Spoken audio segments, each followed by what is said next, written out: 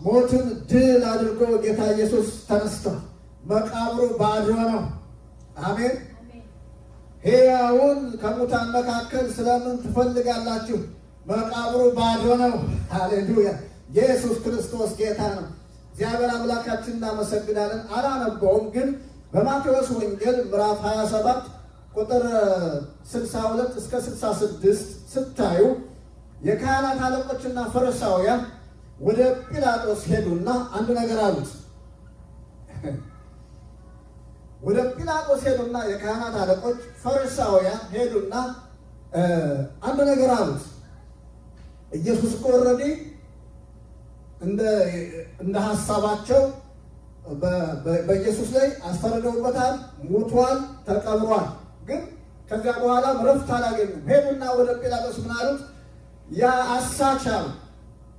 በጣም የድፍረት ቃል የተናገሩት ያ አሳች በሕይወት እያለ የተናገረው ትዝ አለን አሉ። ረፍት አላገኙም። ይናገራቸው የነበረው ቃል ውስጣቸው እየደወለባቸው ነው። አንድ ሰው ብቻ ላይ ያለነው ሁላቸው ተሰብስበው ነው እንደዛ ያሉት እና በሕይወት እያለ የተናገረው ነገር ትዝ አለን። በሦስተኛው ቀን እነሳለሁ ብሏል እና ደቀ መዛሙርቱ አስከሬኑን ሰርቀው ተነስቷል ብለው ስለሚያወሩ ይሄ ደግሞ ከመጀመሪያው ይልቅ ሁለተኛው የከፋ ይሆናልና ስለዚህ ወታደር ይታዘዝልን አሉ። ጲላጦስ ደግሞ መጀመሪያም ደስተኛ አልነበረም፣ ምንም አላገኘሁበትም ብሏልና አሁንም ደግሞ ወታደሮች አላችሁ ሂዱ፣ በቃ የፈለጋችሁትን አድርጉ አላቸው። ስለዚህ ወታደር አስቀመጡ። በዚያም ደግሞ አረኩም፣ በመቃብሩ ላይ ማህተም አደረጉ። ማህተም የፈሪ ዱለ ብዙ አይደል? ማህተም አደረጉ። ነገር ግን እግዚአብሔር አምላክ ተመሰገነ።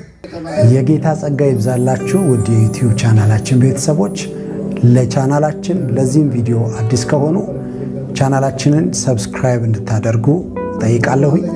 ሰብስክራይብ ብቻ ሳይሆን ሌላም ጊዜ ደግሞ እንደዚህ አይነት ቪዲዮዎች እንዲደርሶት የኖቲፊኬሽን በትኑን እንድትጫኑ አደራላለሁ። በዚህ ቪዲዮ ደግሞ ከተባረካችሁ ቪዲዮውን ላይክ እንዲሁም ደግሞ ኮመንት በማድረግ የጌታችን የኢየሱስ ክርስቶስን የመንግስቱን ስራ አብረውን እንዲሰሩ በዚህ አጋጣሚ ጥሬን አቀርባለሁ። እግዚአብሔር ይባርካችሁ፣ ጸጋ ይብዛላችሁ። ዛሬም የምናገረው እግዚአብሔር ይመስገን ኢየሱስ ክርስቶስ ሞትን ድል አድርጎ ተነስቷል የሚል ነው። ስሙ ይባረክ። ኢየሱስ ክርስቶስ ጌታ ነው። ይሄ ታላቅ ቀን ነው። ስለዚህ እግዚአብሔርን እጅግ አድርገን እናመሰግናለን። ስሙ ይባረክ። ሞትን ድል አድርጎ ጌታ ኢየሱስ ተነስቷል። መቃብሩ ባዶ ነው። አሜን። ሕያውን ከሙታን መካከል ስለምን ትፈልጋላችሁ? መቃብሩ ባዶ ነው። ሃሌሉያ! ኢየሱስ ክርስቶስ ጌታ ነው። እግዚአብሔር አምላካችን እናመሰግናለን። አላነበውም፣ ግን በማቴዎስ ወንጌል ምዕራፍ 27 ቁጥር 62 እስከ 66 ስታዩ የካህናት አለቆችና ፈሪሳውያን ወደ ጲላጦስ ሄዱና አንድ ነገር አሉት። ወደ ጲላጦስ ሄዱና የካህናት አለቆች ፈሪሳውያን ሄዱና አንድ ነገር አሉት። ኢየሱስ እኮ ኦልሬዲ እንደ ሐሳባቸው በኢየሱስ ላይ አስፈርደውበታል፣ ሙቷል፣ ተቀብሯል። ግን ከዚያ በኋላ ረፍት አላገኙም። ሄዱና ወደ ጲላጦስ ምን አሉት? ያ አሳች አሉ። በጣም የድፍረት ቃል የተናገሩት ያ አሳች በሕይወት እያለ የተናገረው ትዝ አለን አሉ። ረፍት አላገኙም። ይናገራቸው የነበረው ቃል ውስጣቸው እየደወለባቸው ነው። አንድ ሰው ብቻ ላይ ያለነው ሁላቸው ተሰብስበው ነው እንደዛ ያሉት እና በሕይወት እያለ የተናገረው ነገር ትዝ አለን። በሦስተኛው ቀን እነሳለሁ ብሏል እና ደቀ መዛሙርቱ አስከሬኑን ሰርቀው ተነስቷል ብለው ስለሚያወሩ ይሄ ደግሞ ከመጀመሪያው ይልቅ ሁለተኛው የከፋ ይሆናልና ስለዚህ ወታደር ይታዘዝልን አሉ። ጲላጦስ ደግሞ መጀመሪያም ደስተኛ አልነበረም፣ ምንም አላገኘሁበትም ብሏልና አሁንም ደግሞ ወታደሮች አላችሁ ሂዱ፣ በቃ የፈለጋችሁትን አድርጉ አላቸው። ስለዚህ ወታደር አስቀመጡ። በዚያም ደግሞ አረኩም፣ በመቃብሩ ላይ ማህተም አደረጉ። ማህተም አደረ የፈሪ ዱላ ብዙ አይደል ማህተም አደረጉ። ነገር ግን እግዚአብሔር አምላክ ተመሰገነ፣ እንደፈሩት አልቀረም። ጌታ በሶስተኛው ቀን ጠባቂዎች እያሉ መቃብሩም እንደታተመ ጌታ ይመስገን ሃሌሉያ ብርግግዱን አወጣውና ተነሳ። እነዚያ የተሰበሰቡ ወታደሮች ስፔሻል ተብለው የተቀጠሩ ኮማንዶች ሊሆኑ ይችላሉ፣ አላውቅም። ብቻ ግን በጊዜው የተሻሉ ተብለው ነው እንግዲህ ተመርጠው የመጡት። እነዚያ በያሉበት ብትንትናቸው ወጥተው ወደቁ። ያን የታተመው ማህተም ብትንትኑ ወጣ። ጌታ በትንሣኤው ጉልበት ተነሳ። እግዚአብሔር ሞትን ድል አድርጎ ተነሳ። መቃብሩን ፈንቅሎ ተነሳ። እግዚአብሔር አምላክ ተመሰገነ። እነዚያ በየቦታው ወድቀው የነበሩ ወታደሮች በኋላ ተነሱና ጌታችን አለ አላጠፋቸው፣ ምስክር መሆን አለባቸው። ስለዚህ ተነሱና ሄደው ላስቀመጧቸው ሰዎች ለካህናቶችና ለፈሪሳውያን ተናገሩ። ለካህናት አለቆችና ለፈሪሳውያን ሄደው ተናገሩ። አረ ሞትን ድል አድርጎ እኮ ተነሳ። እናንተ ያደረጋችሁት ነገር ምንም ዋጋ የለውም። ማህተሙም አልሰራም። እኛም ልንከለክል አልቻልንም። ሞትን ድል አድርጎ ተነስቷል። በሉ ይሄን ነገር ለማንም እንዳትነግሩ። አሁን ለእኛ የነገራችሁትን ለማንም አትንገሩ። እናንተ የምትፈልጉትን ያህል ገንዘብ እንሰጣችኋል። ከሚገባው በላይ ገንዘብ አሸጓቸውን ምን አሉ? እኛ ተኝተን ሳለን ደቀ መዛሙርቱ መጥተው ሰረቁ በሉ አሏቸው። ስለዚህ እነዚያም ሰዎች እንደዛ ነው። እስከ ዛሬ ድረስ በአይሁድ እንደዛ ይባላል። አይገርም? በጣም የሚገርም ነው። ኢየሱስ ክርስቶስ ጌታ ነው። ሃሌሉያ። ነገር ግን ኢየሱስ ክርስቶስ እነዚያ ያስዋሹትም ሰዎች እንዳሉት አይደለም፣ የዋሹትም እንዳሉት አይደለም። ነገር ግን ሞትን ድል አድርገው ተነሳ። አሜን። መቃብሩ ባዶ ነው። እግዚአብሔር አምላክ የተመሰገነ ይሁን። ኢየሱስ ክርስቶስ ጌታ ነው። ስሙ የተባረከ ይሁን። ወደ ነበርኩበት ክፍል ልመልሳችሁ፣ ዮሐንስ 20 ላይ ማለት ነው። እዚህ ያለውን ሀሳብ ከመናገሬ በፊት ሶስት ሰዎች ሁል ጊዜ በጣም የሚገርሙኝ ሰዎች አሉ። ከጌታ ኢየሱስ ክርስቶስ መስቀል እስከ ትንሣኤው ድረስ ያለውን ሀሳብ ስናስብ፣ ስናይ፣ ስናጠና ለእኔ ሶስት የሚገርሙኝ ሰዎች አሉ። በሰው ዘንድ ስፍራ ያልተሰጣቸው ነገር ግን ታላቅ ስራ የሰሩ ሶስት ሰዎች አሉ። እነሱን ላሳያችሁና ከዛ ወደሚቀጥለው ሀሳብ እሄዳለሁ። አንደኛው የአርማትያሱ ዮሴፍ ነው።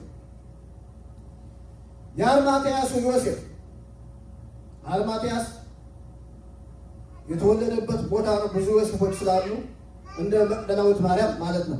መለያ ቦታ ነው እና የአርማትያሱ ዮሴፍ ነው። ይህንን ማርቆስ በምዕራፍ 15 ቁጥር 42 አካባቢ ላይ ምን ይለዋል? የተከበረ ሰው ይለዋል። እንደገና ደግሞ አማካሪ ነው ይለዋል በስራው። ስለዚህ የአርማትያሱ ዮሴፍ የተከበረ ሰው ነው፣ አማካሪ ነው። ስለዚህ በስውር ደግሞ የጌታ ደቀ መዝሙር እንደሆነ ይታወቃል። የተከበረ ነው፣ አማካሪ ነው፣ እንደገና በስውር የጌታ ደቀ መዛሙርት ነው። ይሄ ሰው ያደረገው ነገር ምንድን ነው ብትሉኝ፣ ቀጥታ ወደ ጲላጦስ ነው የሄደው። ቀጥታ ወደ ጲላጦስ ወደ ቤተ መንግስት ሄደና የኢየሱስን አስከሬን እፈልጋለሁ አለ። ይሄ ቀላል እንዳይመስላችሁ፣ ይሄ በጣም ፈታኝ ጊዜ ነው። ያ ጊዜ ኢየሱስን ሰቅለዋል። ተከታዮቹ ደንግጠው አማኞች የሉም፣ እነ ጴጥሮስ የሉም። ጌታ ለብቻ እየለየ የሚያስተምራቸው እነ ጴጥሮስ፣ እነ ዮሐንስ፣ እነ ያዕቆብ የሉም እና ተበታትነዋል። የፍርሃት ጊዜ ነው፣ የጭንቅ ጊዜ ነው እና ይሄ ሰው ግን በሕይወቱ ተወራርዶ ነው ሄደው። ቀጥታ ጲላጦስ ጋር ሄደና የኢየሱስን አስከሬን እንደሚፈልግ ተናገረ። ጲላጦስም ምን ጊዜ ፈጥኖ ጌታ ሕይወቱን እንደሰጠ ፈጥኖ እንደሞተ በማወቁ ተገርሟል እና ፈቀደለት ይላል። ስለዚህ ይሄ ሰው በዛም ጊዜ ደፍሮ ወደ ጲላጦስ መሄዱ ያስገርመኛል። ሌላኛው ሁለተኛው አብረው ከእሱ ጋር የነበረው ሰው ማን ነው ብትሉኝ ኒቆዲሞስ ነው። ኒቆዲሞስ ደግሞ የአይሁድ አስተማሪ ይላል ጌታ ኢየሱስ ክርስቶስ እንደዛ ነው ያለው። በዮሐንስ ወንጌል ምዕራፍ 3 ላይ ስታዩ ታሪኩ የአይሁድ አስተማሪ መምህር ነው፣ የታወቀ ነው፣ አለቃ ነው፣ ዋና ነው እና ይህም ደግሞ በስውር ጌታ ጋር እየመጣ ይነጋገር እንደነበረ እንመለከታለን ታሪኩን ስናጠና እና እነዚህ ሁለት ሰዎች ሶስተኛውን በኋላ አሳያቸዋለሁ። እነዚህ ሁለት ሰዎች ናቸው በድፍረት የጌታን አስከሬን ወስደው በከበረው ቦታ የአይሁድን ባህል በጠበቀ ስነ ስርዓቱን በጠበቀ የቀብር ስነ ስርዓቱን ያደረጉት ያከናወኑት እነዚህ ሁለት ሰዎች ብቻ፣ ሌሎቹ አልተገኙም፣ ማንም አልተገኙም። እና እኔ እነዚህ ሰዎች ያስገርሙኛል። እና ኒቆዲሞስ በአስከሬኑ ላይ የሚደረግ ነገር ብዙ ነገር አለ እንዳይሁድ ባህል፣ ያንን ሁሉ አሟልቶ እንደመጣ ታሪኩን ታነባላችሁ፣ ስታነቡ ታገኙታላችሁ። እና እነዚህ ሁለት ሰዎች ናቸው። ሶስተኛው ማን ነው ብትሉኝ ይቺ መቅደላዊት ማርያም ነች። መግቢያ ላይ ስናነብ ትዝ ካላችሁ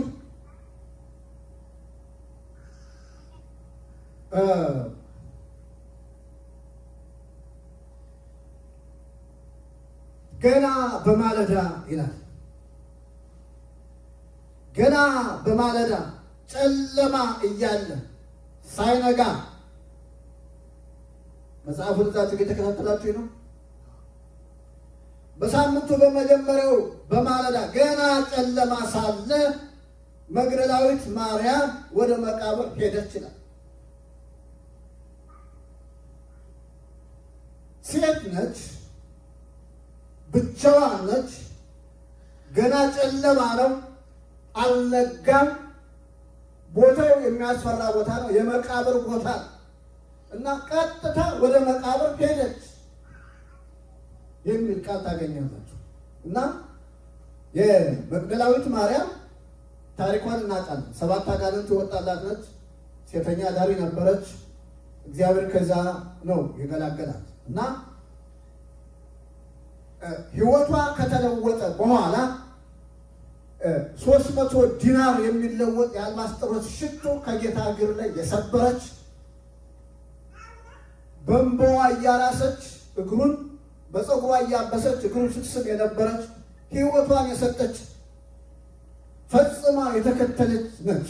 እና በሰበረችው ሽቶ ይሁዳን ብቻ ሳይሆን ይሁዳ ቢበሳጭ ምንም ችግር የለውም። እሱ ገንዘብ ጋር የተያዘ ችግር እንደነበረበት ይታወቃል። ገንዘብ ያዥ ስለነበረ ከኮረጆ እያወጣ ይሰርቅ እንደነበረ ይታወቃል። እና ሌሎቹ ሁሉ ነው ይሄ እኮ ቢሸጥ ለብዙ ድሃዎች መሆን ይችላል ብለው ያጎረመረሙበት ጉዳይ ነው። እሷ የከፈለችው ያደረገችው ነገር ለጌታ እና እንዲህ አይነት ሴት ነች። እና ይቺ ሴት በነበራት ከሱ ጋር በነበራት ግንኙነት ፈጽማ የተከተለች ነች። እና ይሄ ጌታዋ በሞተ ጊዜ ተስፋ ቆርጣ እንደሌሎቹ ዝም ብላ ቤቷ ቁጭ አላለች። አሁንም ኢየሱስ ለሷ ጌታዋ ነው። በማለዳ ገና ጨለማ ሳለ ሽቶዋን ይዛ ሄደች ይላል። ስትሄድ የሆነው ነገር ምንድን ነው? አስከሬኑ አላገኘችው። መቃብሩ ባዶ ነበር። እና መቃብሩ ባዶ ነው ስታገኘው እሷ የመሰላት አስከሬኑ የተሰረቀ ነበር የመሰላት። እና ቀጥታ ወደ እነ ጴጥሮስ እየሮጠች ሄደችና አስከሬኑ የለም፣ በቃ የለም አለች። እና ጴጥሮስ ሌላኛው ደቀ መዝሙር የሚባለው ኢየሱስ የሚወደው ዮሐንስ ነው። እና እነዚህ ሁለቱ አብረው ከእሷ ጋር ሄዱ። እና ሁለቱ ገቡ፣ አዩ። አስከሬኑን አላገኙም። ተመልሰው ወደ ነበሩበት ሄዱ። ማርያም ግን እስቲል አለች። ሄዳ እነሱን ጠርታ መጣች። እነሱ መጡ፣ አዩ፣ ሄዱ። እሷ ግን አሁንም አለች፣ እያለቀሰች አለች። አሁን ድጋሚ ወደ መቃብሩ ዝቅ ብላ ስትመለከት ቅድም ያልተገለጠ ነገር አሁን ተገለጠላት። ምንድን ነው ያየችው? አንዱ በራስጌ ሁለተኛው በእግርጌ የሆኑ ሁለት ነጫጭ ልብስ የለበሱ መላእክትን አየች እና አናገሯት። አንቺ ሴት ማንን ትፈልጊያለሽ? ለምን ታለቅሻለሽ? አሏት። ጌታዬን ወስደውታል አለች። ወዴት እንዳኖሩት አላውቅም። ከእነሱ ጋር ተነጋግራ ወዲያው እንደጨረሰች ወደዚህ በኩል ደግሞ ስትመለከት አትክልተኛ የሚመስል አንድ ሰው ቁሞ አየች። ኢየሱስ ነው ግን እንዳታውቀው አልተገለጠላትም። ጌታ ሊገለጥላት አልፈለገም በዛን ጊዜ እና ልክ መላእክቶች እንዳሏት ነው ያለውን ጌታ። አንቺ ሴት ስለምን ታለቅሻለሽ? ማንንስ ትፈልጊያለሽ? አለ። እሷም የአትክልት ጠባቂው መስሏት ጌታዬን ወስደውታል፣ አንተ ወስደው ከሆነ እባክህን እፈልገዋለሁ አለች። በዚህ ጊዜ ማርያም አላት። ማርያም ሲላት አወቀችው። በዕብራይስጥ ነው። እሷ የመለሰችው መልስ በዕብራይስጥ ነው። ረቡኒ አለችው፣ መምህር ሆይ ማለት እና ሄዳ ድሮ እንደምታደርገው እሷ እግሩ ስር መጠምጠም ነው፣ እግሩ ስር መስገድ ነው፣ መውደቅ ነው። ልታረግ ስትል ኖ አሁን አላት ገና ወደ አባቴ አላረኩም አትንጂ። ስለዚህ ገና ወደ አባቱ ሳያርግ ከሙታን እንደተነሳ ለመጀመሪያ ጊዜ ያገኘው ሰው ማን ነው ብትሉኝ፣ መግደላዊት ማርያም። እግዚአብሔር ይመስገን። በጣም የምትገርመኝ ሴት ነች። እና ጌታ ምንድን ነው ያለ? እኔ ገና ወደ አባቴ አላረኩም፣ ነገር ግን ሂድና አለ ለወንድሞቼ አለ ጌታ። እግዚአብሔር ይመስገን። ለወንድሞቼ ወደ አምላካችሁና ወደ አምላኬ ወደ አባታችሁና ወደ አባቴ አርጋለሁ ብለሽ ንገሪያቸው አላት። ስለዚህ ለአማር ተብሎ ለሚጠሩት ለዋናዎቹ የትንሣኤው ምስክር የሆነች ማነች ብትሉኝ፣ መግደላዊት ማርያም። እግዚአብሔር አምላክ የተመሰገነ። አርማትያስን፣ ዮሴፍን፣ ኒቆዲሞስን በጣም አደንቃቸዋለሁ። መግደላዊት ማርያምን ደግሞ እጅግ በጣም አደንቃታለሁ። የማደንቃት ሴት ነች በሕይወቴ እና የመጀመሪያ ጌታ ከሙታን እንደተነሳ ያገኘችው እሷ ነች። የመጀመሪያ የትንሣኤው ምስክር የሆነችም ደግሞ እሷ ነች። ስሙ የተባረከ። ጌታን ያገኘችው ወደ ምንድን ነው? ሳያርግ ነው። አትንችኝ አላት።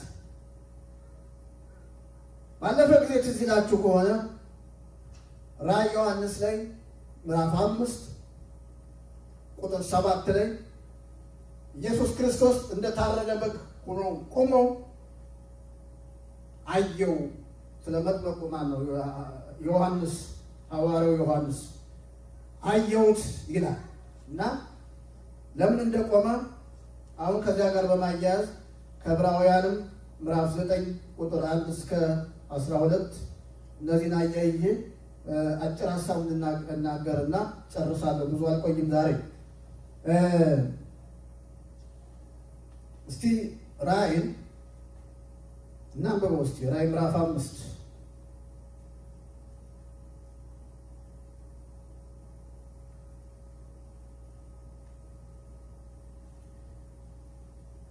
በዙፋኑ ላይ የተቀመጠው በውስጥና በውጭ በኩል የተጻፈበት በሰባትም ማኅተም የታሸገ ጥቅልል መጽሐፍ በቀኝ እጁ ይዞ አየሁ። አንድ ብርቱ መልአክ በታላቅ ድምፅ ማኅተሞቹን ለመፍታት መጽሐፉን ለመክፈት የተገባው ማን ነው ብሎ ሲያውጅ አየሁ።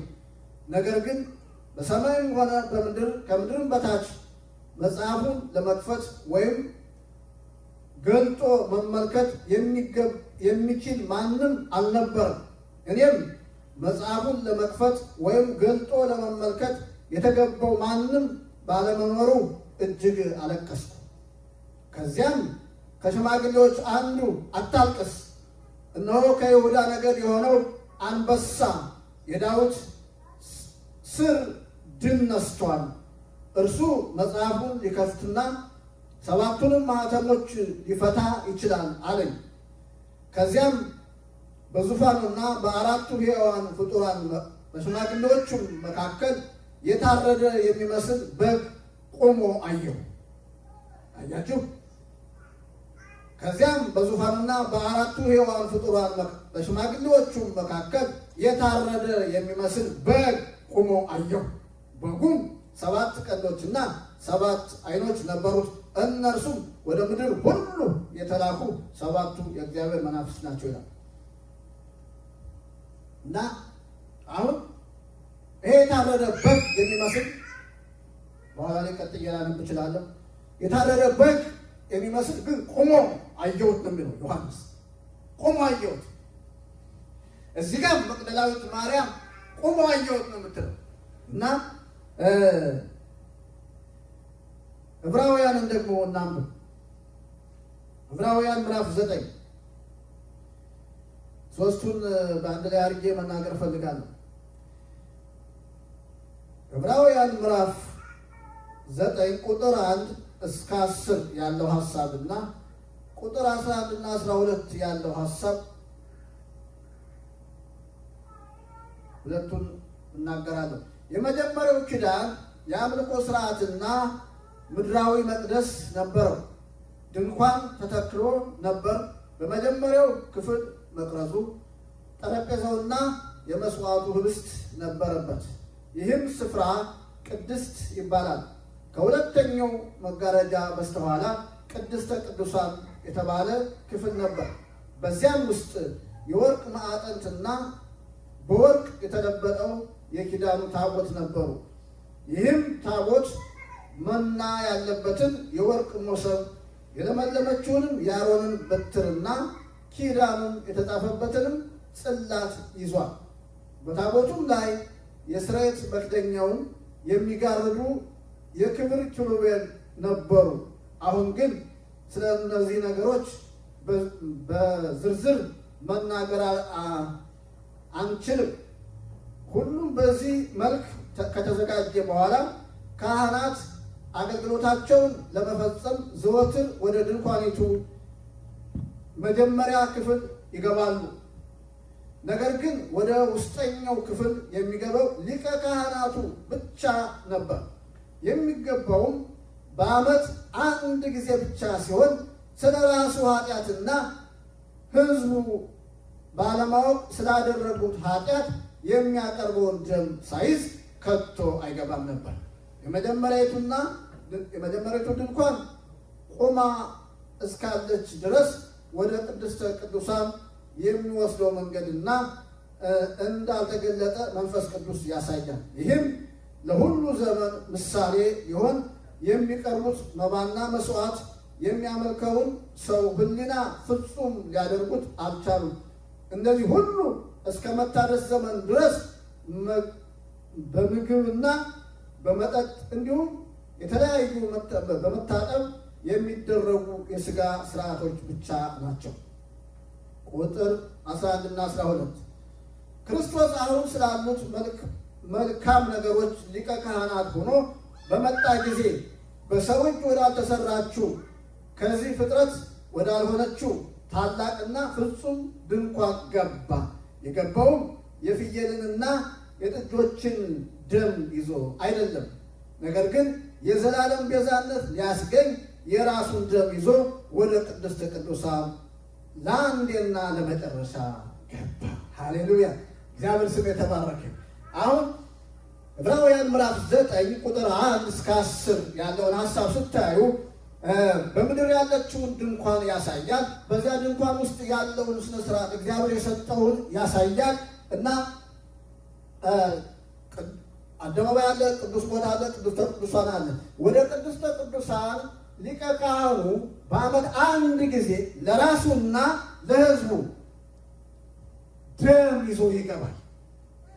ወደዚያ ሲገባ በፍርሃትና በመንቀጥቀጥ ነው የሚገባው። እግሩን ሻኩራ የሆነ የሚባል ስም አለ በደንብ አላውቅም። ያንን ታፍሮ ነው የሚገባው። እንደዚህ እንደ ጽናጽል አይነት ነገር ሿሿ እንደሚል ነገር ማለት ነው። ምናልባት ስህተት ቢሰራ በዚያ በታቦቱ ላይ ምን አለ? ኪሩቤሎች አሉ። 2 ኪሩቤሎች አንዱ ወደዚህ አንዱ ወደዚህ የሆኑና ክንፋቸውን ያንን የጽላቱን ኪዳኑ የከደኑ የኪዳኑ ታቦት የሸፈኑ እዛ ላይ ደመና አለ። እዚያ ውስጥ እኔ አለሁ ብሏል እግዚአብሔር። እኔ አለሁ በዚያ በጽላቱ ላይ ደመና አለ፣ እኔ በዚያ ውስጥ አለሁ። ስለዚህ ሊቀ ካህኑ በዓመት አንድ ጊዜ ሲገባ በታላቅ ፍርሃት በመንቀጥቀጥ እንዲለብስ የታዘዘው አለ። ያንን በደንብ ለብሶ ስርዓቱን በጠበቀ መልክ ነው የሚገባው። ነገር ግን የሆነ የጎደለ ነገር ቢኖር ሊቀሰፍ ይችላል እና ያ አይነት አገልግሎት እስከ መታደስ ጊዜ ነበረ ይላል። ሃሌሉያ! ኢየሱስ ክርስቶስ ጌታ። ሊቀ ካህኑ በዓመት አንድ ጊዜ ሲገባ ለራሱና ለሕዝቡ ደም ይዞ ይገባል እና ቁጥር 11 እና ቁጥር 12 ከቁጥር 1 እስከ 10 ያለውን ኮምፔር በማድረግ ነው የሚያናገረው። ያኛው ሊቀ ካህን ለራሱ ደም ይዞ ለሕዝቡ ደም ይዞ በየዓመቱ ይገባል። ያሁነኛው ሊቀ ካህን ደግሞ የፍየሎችና የኮርማዎች ደም ይዞ ሳይሆን የራሱን ደም ይዞ፣ ሃሌሉያ! ኢየሱስ ክርስቶስ ጌታ ነው። የራሱን ደም ይዞ በሰዎች በተሰራች ድንኳን ሳይሆን በሰማይ ባለችው ፍጹም በሆነችው በላይኛዋ ድንኳን በየዓመቱ የሚወሰድ ደም ሳይሆን ለአንዴና ለመጨረሻ የራሱን ደም ኢየሱስ ክርስቶስ በየዓመቱ ነው ሞታ ያስፈልገው አንድ ጊዜ። ሃሌሉያ! ኢየሱስ ክርስቶስ ጌታ። ስለዚህ የራሱን ደም ይዞ ወደ ላይኛዋ ቅድስት ወደ ሰማይ ገባ ይላል። እግዚአብሔር ስም የተባረከ። ለዚያ ነው ማርያምን ምዕራፍ 20 ቁጥር 17 ላይ ወደ አባቴ ገና አላረኩም አትንኪኝ። ምክንያቱም ደሙን ይዞ መግባት አለበት በአባቱ ፊት፣ ያንን ማሳየት አለበት። ስለዚህ አሁን የሚነካበት ጊዜ አይደለም። ሌላ ጊዜ የምትዳሰስበት ጊዜ አለ። ከነሱ ጋር የሚሆንበት ጊዜ አለ። አብሮ የበላበት ጊዜ አለ። ያን ጊዜ ግን የሚነካበት ጊዜ አይደለም። አሁን ገና አላረኩም አትንኪኝ አለ። ስለዚህ ጌታ ኢየሱስ ክርስቶስ ለአንዴና ለመጨረሻ ከትንሣኤው በኋላ የራሱን ደም ይዞ ወደ አባቱ ይዞ ገባ። አሜን። እግዚአብሔር ይመስገን። ለአንዴና ለመጨረሻ ለእኛ ምሕረት ሆነልን። አሜን። ስሙ የተባረከው ኢየሱስ ክርስቶስ ጌታ። ዛሬ የኮርማ ደም፣ የበጎች ደም፣ ፍየሎች ደም አያስፈልግም። ኢየሱስ ክርስቶስ የራሱን ደም ይዞ ለአንዴና ለመጨረሻ ምድራዊቷ ሳትሆን በሰማይ ባለችው በእግዚአብሔር ዘንድ ባለችው በላይኛዋ ቅድስት ቦታ ገብቷል። ስሙ የተባረከ ይሁን። ኢየሱስ ክርስቶስ ጌታ ነው። ስሙ የተባረከ ይሁን። ስለዚህ እኛ የትንሣኤ ልጆች ነን። የትንሣኤው ኢየሱስ ክርስቶስ ከሞት በመነሳቱ ያገኘነው አንዱ ይሄ ነው። ተስፎች ሁሉ ሕያው ሆኑ። ሃሌሉያ! ኢየሱስ ክርስቶስ ከሙታን በመነሳቱ ጴጥሮስ ሲነግረን አንደኛ ጴጥሮስ ምዕራፍ 1 ቁጥር 2 እና 3 ላይ ተስፋዎች ሁሉ ሕያው እንደሆኑ ይነግረናል። አላብራራቸውም፣ ግን እስቲ ላንብባቸው። አንደኛ ጴጥሮስ ምዕራፍ 1 ኢየሱስ ክርስቶስ ጌታ ነው። ሃሌሉያ! አንደኛ ጴጥሮስ ምዕራፍ 1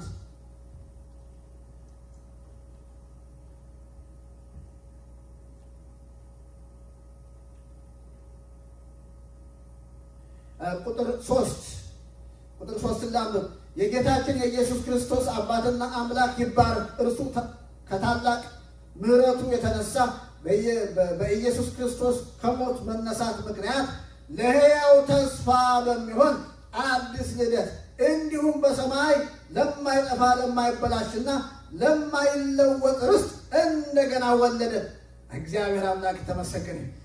ለእናንተም በመጨረሻ ዘመን ሊገለጥ የተዘጋጀው ድነት እስኪመጣ ድረስ በእምነት አማካይነት በእግዚአብሔር ኃይል ተጠብቃችኋል ይላል። ስለዚህ ኢየሱስ ክርስቶስ ከሙታን በመነሳቱ ተስፋዎች ሕያው ሆኑ፣ ድነታችን ሕያው ሆነ። እግዚአብሔር አምላክ ተመሰገነ። ሃሌሉያ። ሙተን በስብሰን እንደማንቀር እኛም አብረን የትንሣኤ ልጆች እንደሆንን ሐዋርያው ጳውሎስ በቆሮንቶስ በአንደኛ ቆሮንቶስ ምዕራፍ 15 ቁጥር 40 ምናምን አካባቢ ጀምሮ ይናገራል። እኔ አሁን ብዙ ጊዜ የለኝም፣ ነገር ግን አንድ ቦታ አሳያችሁና በዚያ መልእክቴን እጨርሳለሁ። የሐዋርያት ሥራ ምዕራፍ 1 ቁጥር 11 በዚህ ቃል እጨርሳለሁ። የሐዋርያት ሥራ ምዕራፍ 1 ቁጥር 11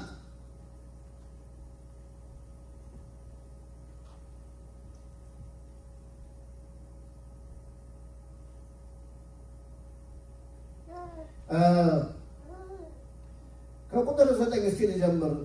ኢየሱስ ክርስቶስና ደቀ መዛሙርቱ ከትንሣኤ በኋላ እየተነጋገሩ በነበረበት ጊዜ ነው። ቁጥር 9 ጀምሮ እስቲ ታንብቡ። ይህንን ካለ በኋላ እያዩት ይላል ወደ ላይ አረገ፣ ደመናም ከዓይናቸው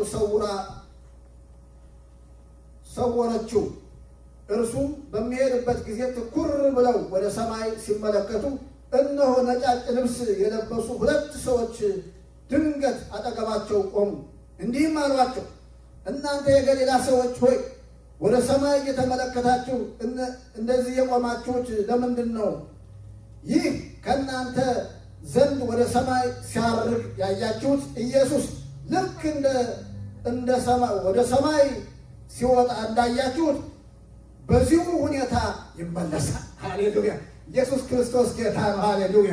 ስለዚህ ይሄ ወደ ሰማይ ያረገው ጌታ፣ ይሄ ወደ አባቱ ያረገው ጌታ፣ ይሄ ደሙን ይዞ ወደ አባቱ የገባው እኛን በቃ ከአባቱ ጋር ያስታረቀ ጌታ፣ ይሄ ጌታ ስፍራ ያዘጋጀልን ጌታ ዮሐንስ 14 ላይ እንደሚናገር ይሄ ጌታ ተመልሶ ደግሞ ይመጣል። ሃሌሉያ! እግዚአብሔር አምላክ ተመሰገነ። አሜን። ተመልሶ ይመጣል። ስፍራችን በሰማይ ነው። ቤታችን በሰማይ ነው። መኖሪያችን በሰማይ ነው። እኛ ሰማያዊ ተስፋ ያለን ሰዎች ነን። ስለዚህ የትንሣኤ ተስፋ ያለን ሰዎች ነን። ጌታ ኢየሱስ ክርስቶስ አንድ ቀን ይመጣል። እኛ ደግሞ ወደ ቤታችን እንሄዳለን። እኛን ይወስደናል። አሜን። እግዚአብሔር አምላክ ተመሰገንን። የጌታ ኢየሱስ ክርስቶስ ስም የተባረከ ይሁን። እኛ ተስፋ ያለን ሰዎች ነን። አሜን። የእግዚአብሔር ስም የተባረከ ይሁን። ስለዚህ የትንሣኤ ልጆች ነን። እኛ ሕያዋን ነን። ይህንን ሀሳብ ይዘን እንጸለያለን። ስምህ የተባረከ ይሁን። ጌታ ኢየሱስ ክርስቶስ እናመሰግንሃለን። አባት ስምህ ብሩክ ይሁን። እናከብረሃለን። ስለዚህ ቀን እግዚአብሔር አባት ሆይ ስምህ የተባረከ ይሁን። ሃሌሉያ፣ ሃሌሉያ፣ ሃሌሉያ። እያመሰገናችሁ ጸልዩ። ተስፋ አለን፣ ተስፋ አለን። ይሄ የሚሞተው የማይሞተው፣ ይሄ የሚበሰብሰው የማይበሰብሰው፣ ይሄ የሚበላሸው የማይበላሸው ይለብስና በክብር እኛ ደግሞ ከእሱ ጋር ለዘላለም የምንኖርበት እግዚአብሔር ሰማያዊ አካል የምንለብስበት ዘመን አለን። እግዚአብሔር አምላክ ተመሰገነ። ሃሌሉያ። እግዚአብሔር ሆይ እናመሰግንሃለን። ተስፋው ሕያው ስለሆነ፣ ተስፋው እውነት ስለሆነ፣ ተስፋው ደግሞ የሚጨበጥ ስለሆነ፣ ባዶ ተስፋ ስላልሆነ እናመሰግንሃለን። ስምህ የተባረከ ይሁን። ክብር ሁሉ ተጠቅልሎ ለአንተ ይሁን። ይህ ቃል መቶ ፍሬ ያፍራ። በኢየሱስ ክርስቶስ ስም አሜን።